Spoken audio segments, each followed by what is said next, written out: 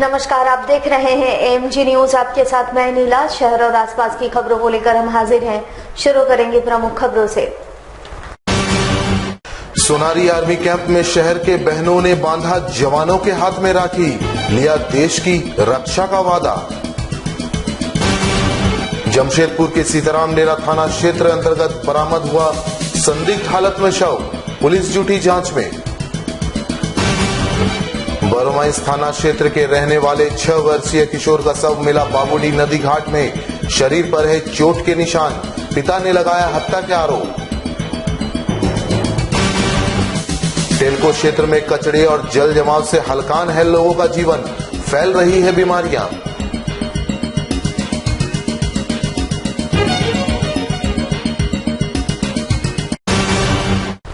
अब खबरें विस्तार से।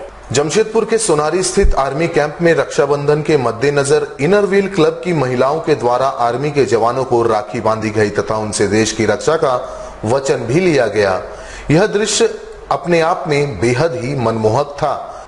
एक सिद्ध में बहनों ने देश की रक्षा करने वाले भाइयों के हाथों में पवित्र राखी को बांधा।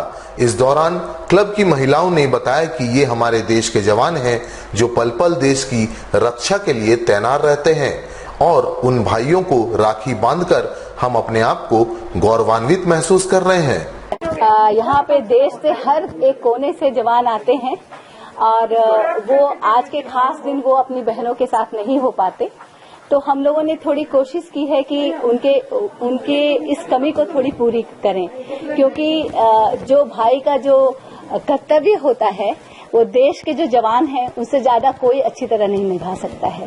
हमारी सुरक्षा, हमारे परिवार की सुरक्षा, हमारे देश की सुरक्षा के लिए वो लोग हमेशा ही लगे रहते हैं और इस मौके पे जब उन्हें अपनी बहनों के साथ होना चाहिए वो नहीं होते हैं, तो ये उन लोगों की को ये कमी काफी खलती होगी। वहीं दूसरी ओर आर्मी के जवानों के अनुसार उन्हें छुट्टियां नहीं मिलती है और इस कारण से वे अपने घर रक्षाबंधन के त्योहार पर नहीं जा पाते हैं। इन बहनों के द्वारा राखी बांधे जाने पर उन्हें भी बहनों की खुशी मिल रही है। बहुत अच्छा लग रहा है। कभी कम छुट्टी नहीं जाता रक्षाबंधन में, यहाँ आकर हमारा को रक्षाबंधन करने के लिए बहुत खुशी है। अपना बहनों को मिस हो रहा है, ताकि हम महसूस कर रहे हैं हम घर में बहनों के साथ रक्षाबंधन कर रहे हैं। जमशेदपुर के सीताराम डेरा थाना क्षेत्र अंतर्गत आदिवासी स्कूल के पास एक व्यक्ति का शव बरामद हुआ। वहीं शव को देख वहां के लोग में सनसनी फैल गई। सूचना मिलते ही मौके पर पुलिस पहुंची और शव को कब्जे में लेकर पोस्टमार्टम के लिए भेज दिया गया है। मृतक की पहचान विनोद सांडिल के रूप में की गई है, जो बिरसा नगर का रहने वाला है और ये ऑटो चालक है। परिवार के लोगों का कहना है कि काफी शराब वे पीते थे, जिससे इनकी मौत हो गई। वहीं सीताराम डेरा थाना प्रभारी ने बताया कि व्यक्ति का शव संदिग्ध हालत में लग रहा है। पोस्टमार्टम के बाद ही बताया जाएगा कि मौत कैसे हुई। फिलहाल इस मामले पर पुलिस जांच कर रही है। से आता है 12-1 बजे ऐसे आता है, तो रात को आया नहीं, तो फिर भाई का साथ इसका मोबाइल से कोई फोन नंबर देखा होगा तो फोन किया था भाई को। फिर हम लोग गया सीताराम डेरा, तो गया तो उधर ही में फिर वो थाना ले गया। थाना में कागज वागज बना रहा था, हम लोग बोले पहले चेकअप करवा लेते हैं, क्या जो है कि गलत है। फिर क्या तो लेडी डॉक्टर यहाँ का जो इमरजेंसी का वही बताया कि नहीं है। टेम्पू करो तो खड़ी थी। अच्छा, अपना टेम्पू था चलाता। जान हो गया नाम रे भाई लोग आ गए। इसका कहना मुश्किल है, पोस्टमार्टम के बाद ऐसे लोग बता रहा है कि दारू पीता था, काफी दारू का सेवन करता था। जमशेदपुर के बरोमाइस थाना अंतर्गत कंचन नगर के रहने वाले भरत शर्मा नामक 6 वर्षीय किशोर का शव स्वर्णरेखा नदी घाट में मिलने से सनसनी फैल गई। आपको बता दें कि सिद्धगोड़ा थाना पुलिस को सूचना मिली कि 6 वर्षीय किशोर का शव स्वर्णरेखा नदी के किनारे पड़ा हुआ है। उधर पुलिस शव को अपने कब्जे में लेकर मामले की जांच शुरू कर दी है। वैसे किशोर की पहचान हो चुकी है और इसके पिता का कहना है कि इसके घर के समीप एक गैराज है। गैराज वालों ने उसकी हत्या कर शव को नदी में फेंक दिया। पूर्व में भी कई बार गैराज वालों से उनके पिता की बकझक और कहासुनी हो चुकी है। वैसे पुलिस मामले की तहकीकात कर रही है और गैरेज मिस्त्री को भी अपने कब्जे में कर पूछताछ कर रही है। बताया जाता है कि किशोर गुरुवार की शाम को सामान खरीदने घर से निकला और उसके बाद गायब हो गया।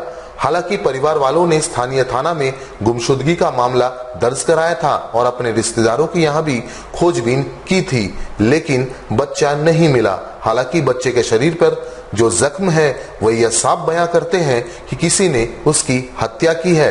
वहाँ इस्लाम बस्ती में फाउंड्री मध्य विद्यालय है, उसी स्कूल में 2 क्लास में पढ़ता है। बृहस्पतिवार को डेली का तरह स्कूल गया है। वो 2:30 बजे छुट्टी हुआ, आया भी है। आने के बाद घर में अपना आधा घंटा पढ़ाई लिखाई किया। डेली शाम को बिस्किट लाने के लिए जाता था, पीछे तरफ दुकान सब है। वो बृहस्पतिवार को भी वही 3:30-4 बजे के आसपास गया है। उसके बाद फिर उधर से वापस नहीं आया है। उसके बाद आज खबर मिला कि सिद्धगोड़ा थाना एक डेड बॉडी बरामद किया बाबूडी से, नदी किनारे से। तो बोले कि थोड़ा देख लीजिए कहीं ये तो नहीं है। तो हम आए देखने के लिए तो पता चला यही डेड बॉडी है।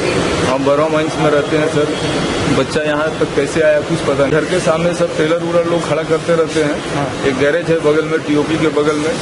उन लोगों से हमेशा मैं बोलते रहता हूँ, भैया घर के सामने दरवाजा आप लोग जो यहाँ गैरेज बना दिए हो ठीक बात नहीं है। आदमी को आने जाने में दिक्कत होता है, बच्चे पढ़ते लिखते हैं, छोटा बच्चा है आना जाना करता है, सामने मेन रोड है, एक्सीडेंट होने के चांसेस रहता है। लेकिन कहने के बाद भी ये लोग कभी कभी गाड़ी वहाँ लगा के अपना काम करते रहते हैं। शक हो ऐसे लोगों को, हमको ऐसा शक हो रहा है कि कहीं ऐसा तो नहीं किया है लोग, क्योंकि प्रत्यक्ष रूप से तो नहीं कहा जा सकता क्योंकि आदमी देखा नहीं है। और मैं भी ड्यूटी में था जिस समय घर से निकला है। सुबह हुआ था वहाँ से निकाला गया है। बताया है पानी की नदी में पानी है, पानी में पथौतर में चोट कहीं लगा हुई के जानता है। तो पोस्टमार्टम के बाद बताएगा, करेंगे अब तो देखिए कर रहे हैं, इसके बाद कर रहे होगा आपके पोस्टमार्टम के बाद कैसे क्या आता है। जमशेदपुर के टेलको क्षेत्र में कचरा उठाव नहीं होने से टेलको के रामदीन बगान, मछुआ बस्ती, महानंद बस्ती, जेमको के आसपास क्षेत्रों में कचड़ों का अंबार लग गया है और जमीन पर ही ये कचरा गिर रहा है। बारिश की वजह से पूरा कचरा बहकर सड़कों पर आ रहा है और आसपास दुर्गंध हो रही है। इससे लोगों को आवाजाही में दुर्गंध से काफी समस्या उत्पन्न हो रही है।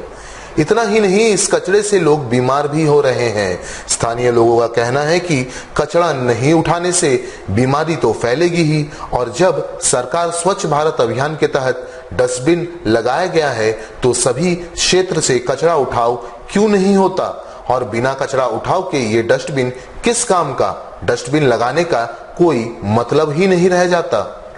ये हम लोग जमशेदपुर क्षेत्र के अंतर्गत जेमको आजाद बस्ती, महानंद बस्ती, मछुआ बस्ती, लक्ष्मी नगर के आसपास के रहने वाले निवासी हैं। यहाँ जो सरकार के द्वारा, जेएनएससी के द्वारा जो कचरा का पेटी लगाया गया है, उसमें से कचरा का उठाव हमको लगता है पिछले 15-20 दिनों से बंद है। सब कचरा का पेटी भर चुका है और वो खुली हुई अवस्था में है। बरसात का पानी इसमें गिर रहा है, कचरा सड़ रहा है और संक्रामक रोगों को निमंत्रण दे रहा है। इसके अलावे अब जो कचरा लोग जा रहे हैं वहाँ कचरा पेटी के आसपास डाल दे रहे हैं, वहाँ देखने में गंदगी तो फैलता ही फैलता है। तो सरकार का इतना पैसा कचरा पेटी लगाने में लगा है, तो अगर कचरा का उठाव अगर सही ढंग से नहीं हो पा रहा है तो ये पैसा की केवल बर्बादी ही और कुछ भी नहीं है। साथ ही साथ कचरा एक जगह जमा होने से, कचरा में सड़न दुर्गंध होने से संक्रामक रोगों के फैलने की समस्या है और कचरा सड़ जाने की वजह से बस्तीवासी को बहुत ज़्यादा तकलीफ हो रहा है और बदबू आ रहा है। इधर जेमको के बाउंड्री वाल के समीप बारिश का जल जमाव होने से यहाँ के लोगों को आने जाने में काफी दिक्कतों का सामना करना पड़ता है। स्थानीय लोगों का कहना है कि अधिसूचित क्षेत्र एवं जेमको प्रबंधन से मांग करते हैं कि इसका निदान निकाला जाए और इसके लिए जेमको प्रबंधन को इसकी जानकारी भी दी जाएगी। बरसात के मौसम में पानी निकलने का कोई समुचित व्यवस्था ना ही जेमको प्रबंधन कर रहा है, ना ही जमशेदपुर नोटिफाइड एरिया कमेटी के द्वारा किया जा रहा है। सड़क बना दिया गया, ये मुख्य रोड है, मेन रोड है जो जेमको से परसोली, सारीजमदा, संतरपुर इत्यादि जगहों को जाती है। हजारों लोगों का प्रतिदिन आना जाना है। आप स्थिति देख रहे हैं क्या ये पानी निकल नहीं पा रहा है। पानी हमेशा जब पानी होता है, 1 घंटा पानी होता है, ये पूरा आवागमन बाधित हो रहा है। बच्चे स्कूल नहीं जा पा रहे हैं, महिलाएं को आने जाने में परेशान है। जेएनएससी के पदाधिकारी इस मामले में हम लोगों ने जाकर कई बार शिकायत भी की है और साफ सफाई की कोई व्यवस्था पता नहीं हम लोग किस मैंने लगता है कि जैसे हम लोग अभी स्वप्न है कि जीवन जीने के लिए, और हम तो ये चाहते हैं, हम लोग जिनको प्रबंधन से भी हम लोग मांग करते हैं कि इसका पानी की कोई अपने व्यवस्था करे। ये पानी मैदान से आता है, उधर से ढलान है और पूरा पानी आज यही जमा होता है और पानी यहाँ से निकल नहीं पाता है। बागबेड़ा थाना अंतर्गत सरस्वती शिशु विद्या मंदिर के प्रिंसिपल को अभिभावकों ने स्कूल में ही बंधक बना डाला और जमकर मारपीट की। वैसे यह मामला क्लास 5 के छात्र सौरभ कुमार की पिटाई के बाद गरमा गया। आपको बता दें कि क्लास 5 के छात्र सौरभ कुमार की स्कूल के ही शिक्षक ने बेरहमी से पिटाई कर दी थी, जिसके कारण वह बुरी तरह जख्मी हो गया था। उधर बच्चे का इलाज स्थानीय नर्सिंग होम में चल रहा है। वैसे बच्चे की स्थिति बिगड़ते देख परिजनों ने आओ न ताओ प्रिंसिपल पर ही हमला बोल दिया और स्कूल में ही प्रिंसिपल को बंधक बना लिया। वैसे काफी देर स्कूल में हंगामा होता रहा, तब जाकर पुलिस पहुंची और मामले की पड़ताल में जुट गई है। सब लोग क्लास में हल्ला कर रहा था तो चाची सबको मारे तो मेरे को मारे तो यहाँ पे लगा। और फिर दूसरा दिन जब हम स्कूल आए तो दूसरा बच्चा को लात से मरवा रहे थे, बोले थे इसका कपड़ा गंदा कर दो। और हम डॉक्टर पास गए थे तो डॉक्टर बोला कि कान का पर्दा कर दो। मेरा बच्चा 31 तारीख को जब स्कूल में आया तो इसके कंप्यूटर टीचर बलदेव आचार्य जी ने इसको इतना कस के तमाचा मारा कि मेरा बेटा का कान का पर्दा फट गया। और हम चाहते हैं कि उस टीचर पे कानूनी कार्रवाई किया जाए और उसको जेल भेजा जाए। कब का घटना है, क्या मामला है? ये 31 तारीख का मामला है, 31 तारीख का मामला है।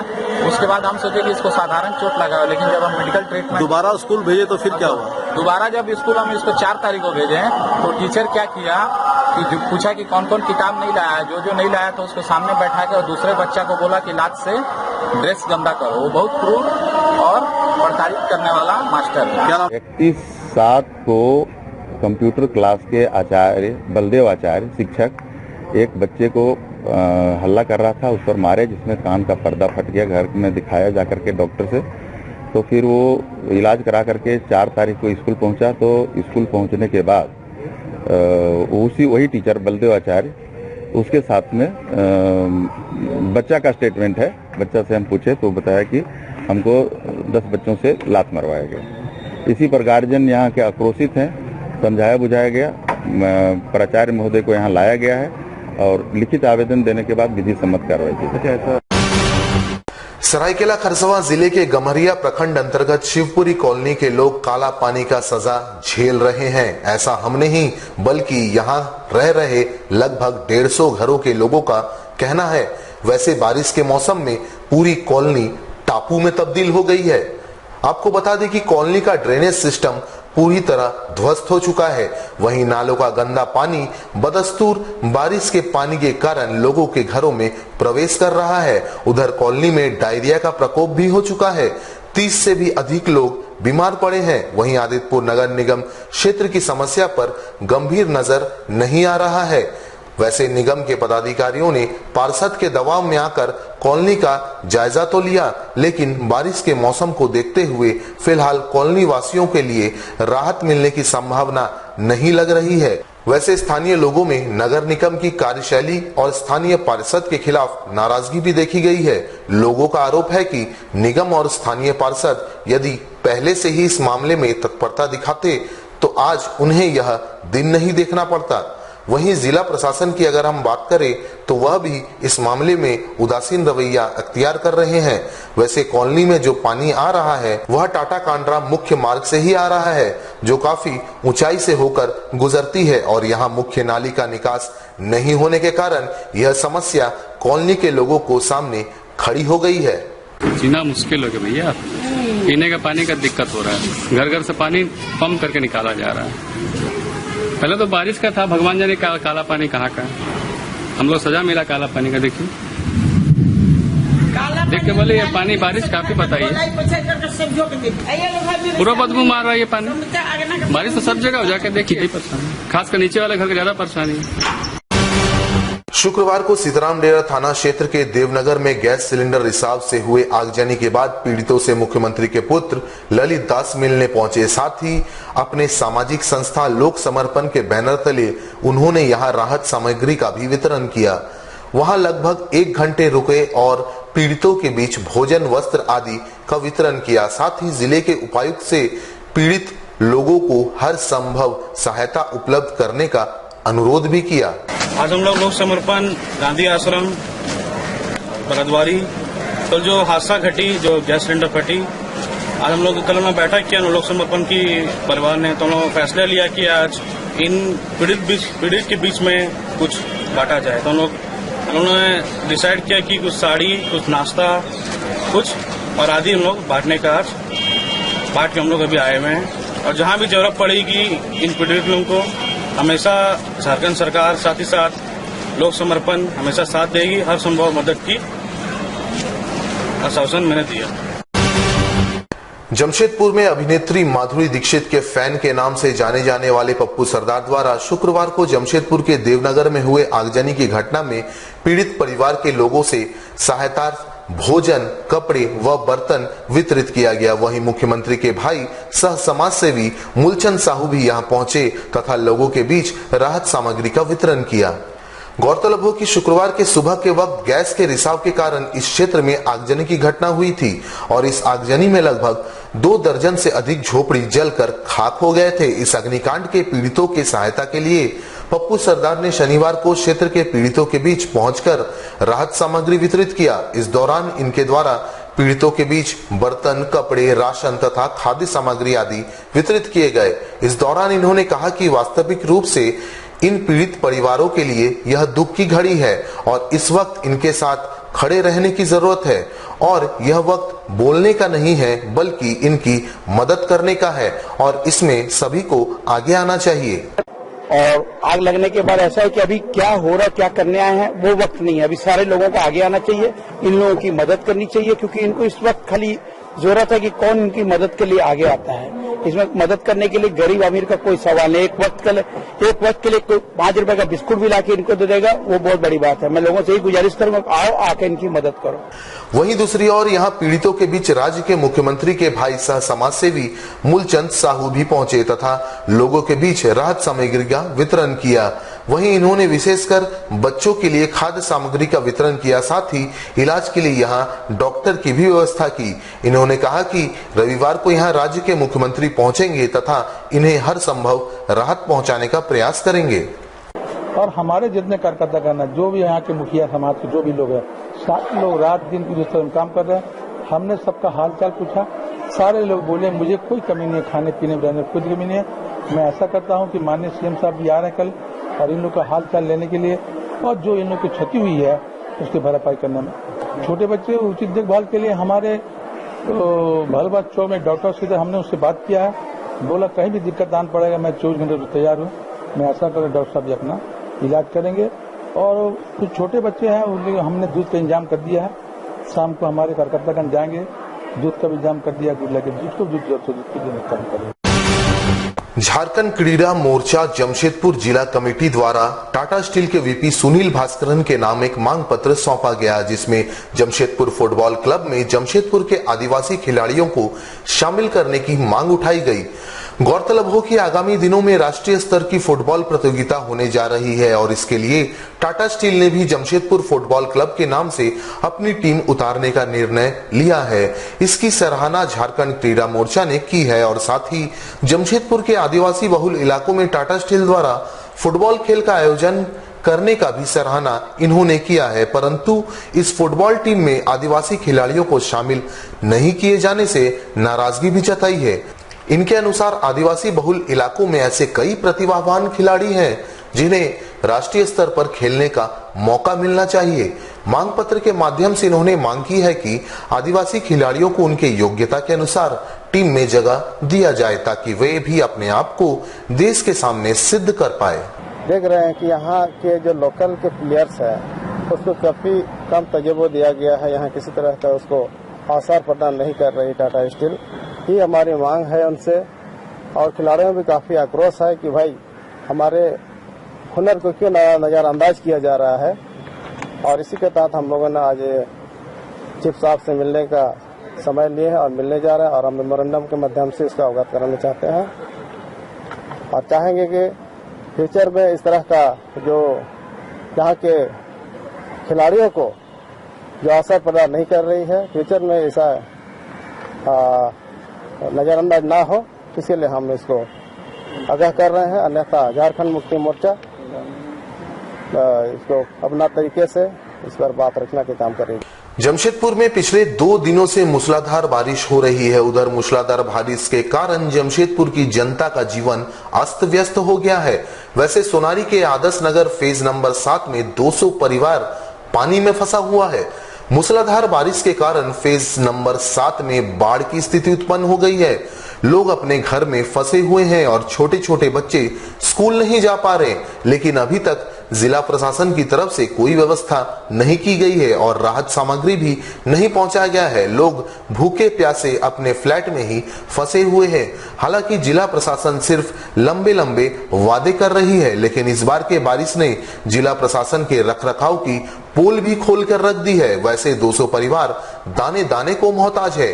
2 दिन बीत चुका है और ना घर में अनाज है और ना ही पीने के लिए पानी। क्या हुआ है? पानी पूरा भर गया? पूरा भर जाता है, कोई रास्ता नहीं है निकालने। सब लोग फंसा हुआ है? सब फंसा है। कोई सामान लेने नहीं जा रहा है, कोई कुछ स्कूल नहीं जाना सीख रहा है। बच्चा लोग का और तकलीफ हो रहा है। स्कूल वाला लोग आता है, गोदी में उठा के ले जाता है। स्कूल का बच्चा का ज्यादा परेशानी होता है। कोई निकालना नहीं सकता है, कोई सब्जी फब्जी कुछ नहीं जाने नहीं सकता है। औरत लोग को ऊपर में है तो ऊपर में ही, कोई प्रशासन की तरफ से कोई नहीं आया? कोई कुछ नहीं। 3 सूत्री मांगों को लेकर झारखंड राज्य प्राथमिक शिक्षक संघ जमशेदपुर के उपायुक्त कार्यालय के पास 1 दिवसीय धरना दिया। शिक्षकों ने उपायुक्त के माध्यम से महामहिम राष्ट्रपति, प्रधानमंत्री, राज्यपाल एवं मुख्यमंत्री के नाम ज्ञापन सौंपा। इस दौरान शिक्षकों ने राज्य सरकार के विरोध में जमकर नारेबाजी की। शिक्षक संघ के सचिव आशीष मिश्रा ने कहा कि शिक्षकों की पुरानी पेंशन योजना राज्य सरकार तत्काल शुरू करे। 7वें वेतनमान आयोग का जो समिति गठन हुआ है, जितने भी मांगे की अनुशंसा की गई थी, इसको लेकर भारत सरकार को अवगत कराया जा रहा है। प्रारंभिक शिक्षा आयोग के गठन हो, साथ ही मांगे पूरी नहीं होने पर उग्र आंदोलन की चेतावनी भी दी है। 3 मांग को लेकर के बैठे हुए हैं और उपायुक्त के माध्यम से हम महामहिम राष्ट्रपति महोदय, महामहिम राज्यपाल महोदया और माननीय मुख्यमंत्री और माननीय प्रधानमंत्री के पास ज्ञापन देने जा रहे हैं। हम लोग का पहला मांग है कि पुरानी पेंशन योजना जो 2004 में बंद हो गया है, उसको तत्काल चालू करने के लिए, क्योंकि जो है पेंशन शिक्षकों का सहारा है, भविष्य का सहारा पेंशन है। दूसरा है 7वें वेतन आयोग का जो समिति गठन हुआ था, उस समिति ने जितने भी मांगों को अनुशंसित किया है, सारे मांगों का जो है पूर्ति के लिए हम लोग भारत सरकार के पास ही संदेश भेज रहे हैं ज्ञापन के माध्यम से। तीसरा है प्रारंभिक शिक्षक आयोग गठन करने के लिए। ये सारे समस्या जो है भारत सरकार का जो है मामला है और हम लोग यहीं से जो है इसका निदान करने के लिए हम लोग भेज रहे हैं। और एक मांग जो हम लोगों का लंबित है, इस जिला में, पूर्वी सिंहभूम जिला में ग्रेड 3 का प्रमोशन नहीं हुआ है, वो अभी निदेशालय में पड़ा हुआ है 4 महीना से। उसको अविलंब जो है हमारे झारखंड सरकार उसको पूर्ण करने के लिए हम लोगों का मांग है। सरायकेला जिले के आदितपुर स्थित राजकीय पॉलिटेक्निक कॉलेज के नए सत्र का नामांकन प्रक्रिया पूरी कर ली गई है। सरायकेला जिले के आदितपुर स्थित राजकीय पॉलिटेक्निक कॉलेज में नए सत्र के लिए छात्रों का नामांकन प्रक्रिया पूरा हो चुका है। इधर विभाग द्वारा नामांकन प्रक्रिया की तिथि में इजाफा करते हुए इसे 14 अगस्त किया गया है, जिसके तहत काउंसलिंग में चयनित छात्र 14 अगस्त तक अपना नामांकन करा सकेंगे। इस संबंध में जानकारी देते हुए राजकीय पॉलिटेक्निक के नए प्राचार्य वीरेंद्र प्रसाद ने बताया कि सरकार द्वारा दिए गए निर्देश के बाद नए सत्र में नामांकन की प्रक्रिया पूरी हो चुकी है, जबकि नए सत्र में 8 अगस्त से क्लास शुरू किए जाएंगे। 14 अगस्त 17 तक प्रक्रिया बढ़ा दी गई है। उम्मीद है कि 14 अगस्त तक लगभग हम लोग 100% सीट यहाँ के ज्वाइन हो जाएंगे और सरकार के लिए यही प्रक्रिया मैंने ताकि अभी किस विभाग में खाली है सर एडमिशन? कंप्यूटर में कुछ 5-7 खाली है और लगभग ब्रांच से फुल है। जमशेदपुर में बागी जमशेद स्कूल के द्वारा छोटे बच्चों के लिए फैंसी ड्रेस कंपटीशन का आयोजन किया गया, जिसमें स्कूल के 200 से अधिक बच्चों ने भारत की एकता का प्रदर्शित किया। बिष्टुपुर स्थित बागे जमशेद स्कूल के द्वारा छोटे बच्चों के लिए कार्यक्रम का आयोजन किया गया, जिसमें स्कूली बच्चों के अलावे शिक्षिकाएं और बच्चों के अभिभावक मौजूद थे। पत्रकारों से बात करते हुए स्कूल की प्राचार्य आशु तिवारी ने कहा कि भारत के विभिन्न प्रांतों के पहनावे को इस फैंसी ड्रेस के माध्यम से एक मंच पर लाने का प्रयास छोटे बच्चों की मदद से किया गया है, जिससे हम एकता का मैसेज लोगों तक पहुंचा सके। फैंसी ड्रेस का प्रोग्राम ऑर्गेनाइज किया है। इसमें सारे नर्सरी के बच्चे पार्टिसिपेट करते हैं, करीब 250 बच्चे, और थीम एक्सप्लोर इंडिया है। तो उनका अलग अलग ड्रेसेस है, इंडिया के खाने के ऊपर है, इंडिया के स्टेट्स के ऊपर है, फ्रीडम फाइटर्स के ऊपर है। इसी से हम ये मैसेज स्प्रेड करना चाहते हैं कि हमारा देश बहुत खूबसूरत है और इसमें घूमने के लिए बहुत सारी जगह है। हमारे साथ लगातार जुड़े रहने के लिए आप हमें YouTube पर जरूर सब्सक्राइब करें।